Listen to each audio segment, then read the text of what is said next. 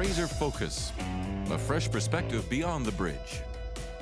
Hello and welcome to another edition of Fraser Focus, local places and local faces from here in the Fraser region. I'm Dean Atwell. And I'm Leah Bolton. In this week's episode, we take a look at the Surrey School District and the $217 million that was granted towards more school and student space. We also head out to meet an enterprising group of local refugee women who are trying to break into the culinary world with their sensational samosas. But to start off the show today, we take a look at the first of our two-part series investigating the growing need for thoracic surgery and research.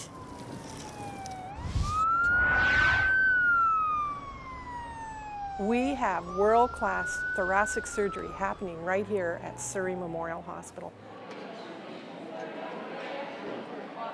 We've had people actually coming from other parts of Canada to receive surgery here that you can't get anywhere else in Canada. And a lot of those procedures have been devised by our surgeons themselves. We got some more caps.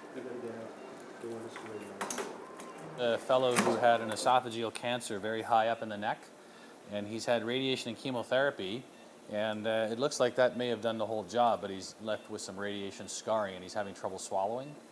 So what we're going to do today is dilate him nice and slow with these big dilators, stretch open his esophagus so he can eat and drink better. And once we've done that, we're going to pass a chemotherapeutic drug and right into the narrowing and soak it for a few minutes, and that helps prevent it from scarring down again.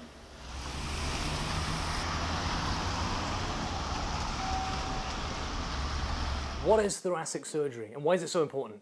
So it's surgery that involves the chest, everything from the outside, which includes the chest wall, the ribs, soft tissue, all the way to the inside organs, which means the lungs, the esophagus, as well as the bag around the heart, but not the heart, because that's the territory of the cardiac surgeon. You have the J-wire as well. People, for example, with trauma, if they have you suffer from acute chest trauma, a thoracic surgeon would be consulted. So I was playing hockey and I had a really bad crash behind the boards and actually smashed my back. I think I had 6 ribs fractured in 13 places, and Dr. Bond looked at my scan and x-rays and said that he thinks he could help me with a new procedure called a matrix rib procedure. I was invited to go to a course in Miami in June of 2010 that specifically looked at a technology for operating on rib fractures and stabilizing them. It was one of those experiences where you walk out and you say, why have we not been doing this all along? I mean, seriously, we are really letting people down. I'll pass the puck. What's up? Paul came in and he had his fractures, and you know, in a couple of years prior he would have been sent home with his fractures, and I think he probably would have had a long-term problems with pain and shortness of breath, and maybe never getting back to playing hockey or doing the things he liked to do. Good job out there. Like basically changed my what I thought was going to be a long-term recovery into literally being out of the hospital in 3 or 4 days after the surgery. I need more than 2.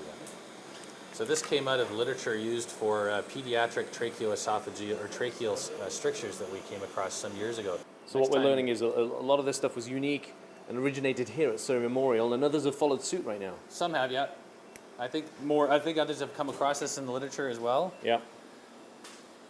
This introduction technique I've never seen anywhere else, and it's not been described anywhere else.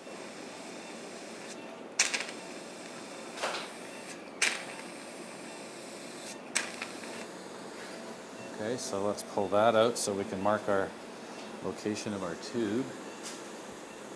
So you see here, Katie, there's the tip of our endotracheal tube. You can see by the radio-opaque marker.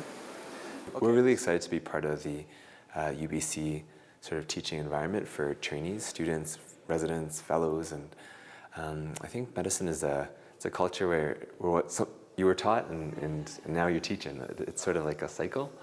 Okay, so we're just going to re-scope the patient now. You have to evolve and be aware of what others are doing, and also at the same time innovate. There are some things we do that are very innovative, and almost nobody else in the world does that. So I think all of those are the reasons behind why I decided to come here. Okay, we're done.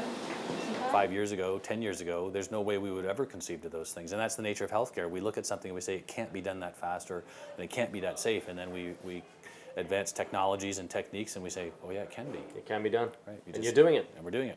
The Thoracic team here offer procedures that are not available anywhere else in British Columbia. Technology is evolving and it's clear the new equipment is saving lives. We'll be right back here on Fraser Focus in a moment with the Surrey School District. Stay with us.